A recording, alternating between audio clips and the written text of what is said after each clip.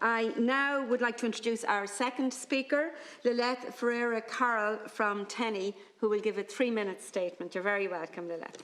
Thank you.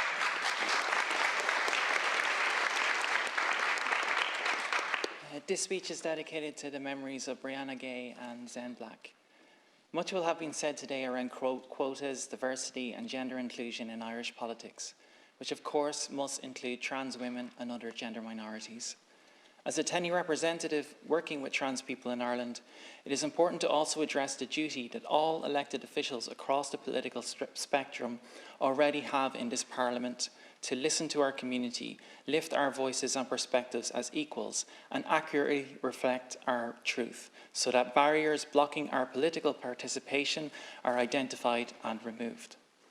Trans people are the experts on our own lives. This is our truth. We challenge prevailing attitudes that diminish our agency into a pathology diagnosed by a tiny cohort of mental health practitioners. We challenge a narrative that insists our humanity be judged upon by the court of media opinion. We challenge assumptions that vulnerability and victimhood are inherent in our identities rather than a consequence of how we're treated. Trans people have the human right to dignity, a private life, and protection from discrimination. This includes non-binary, intersex, and people under 18. Legal gender recognition must reflect this and recognise all gender minorities in this country. This barrier to political participation must be removed. Trans, non-binary and intersex people have the right to bodily autonomy and informed consent when accessing healthcare. Those of us who struggle with mental health, are neurodiverse, are not supported by family, employed, educated or housed, also have those same rights. One set of needs does not negate another. We cannot accept being forced to languish on decade-long waiting lists to access healthcare, only to have our bodily autonomy gatekept from us. Our healthcare must be rooted in primary settings based on informed consent, depathologized in line with WHO guidelines and no longer relegated to some dark corner separated from mainstream healthcare. Removing this barrier is critical. We demand and expect equal opportunity, safety and respect in our homes, communities, places of employment, of leisure and sport, and when we walk our streets. We must ensure that conversion practices carried out on LGBTQIA people in our homes, institutions, religions and therapeutic settings and their promotion be outlawed outright without exception.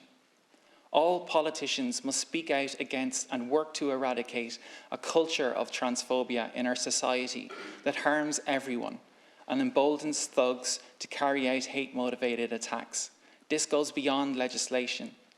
Removing all these barriers will ensure trans people can reach our full potential and play our part in all aspects of public life. We cannot wait and rely on future trans representatives taking their rightful place in politics to address what holds us back.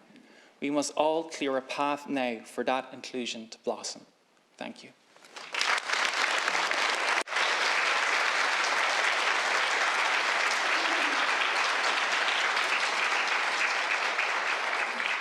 Thank you, Lilith. A strong message. We all have to listen to and learn from one another.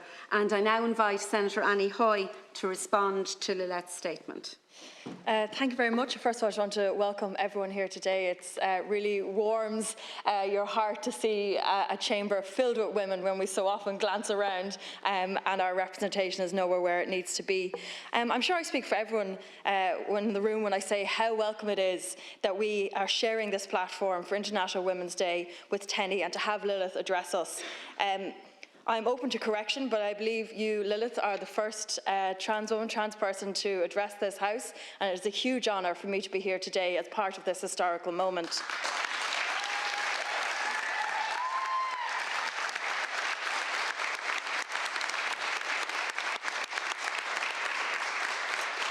I think it goes without saying that it is to our great shame that there is no trans members of either House, either of the upper or the lower houses, and I hope someday that that will be rectified. I need not draw attention to our woeful representation that we have in our national parliament. Our diversity, if I could be so blunt, is quite simply abysmal. I'm only the second ever out woman, second out member of the LGBT community to be in either house. And in 2020 we made history when Eileen Flynn, the first Traveller woman, was elected to our Shannon chamber. And I think I can say very clearly that our politics is overwhelmingly white. We must do better to have a national parliament that looks and represents the rest of the country and get rid of the male, stale and pale that we have become so terribly accustomed to. It was in great pride in 2015 when we introduced the Self-Determination Act, Gender Identity Act. We led the way and we were seen as a global beacon across the world for people to have, based on human rights, self-determination. Someone says who they are and we turned around as a country and we said, we believe you. Live your life and be who you want to be.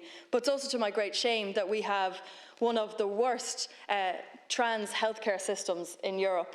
It is to my great shame that there is still so much transphobia in society. And it is to my great shame that sometimes that transphobia ekes its way into our parliament. So I think Lilith has set a really strong challenge here for us, that all politicians have to speak out against the work and to eradicate the culture of transphobia. This goes all the way from our local government, our local area reps, every political party, and into both of these houses. We simply must, every single day, stand up and support our trans community. Our trans community are part of the women's movement. I'm very proud to be a feminist. I'm very proud to be a socialist feminist. And we cannot have a women's movement where we leave some women behind. Lilith is obviously here speaking on behalf of Tenny, but there are representatives from all across the women's movement here in Ireland, and it behooves us as national parliamentarians to say that we stand with you.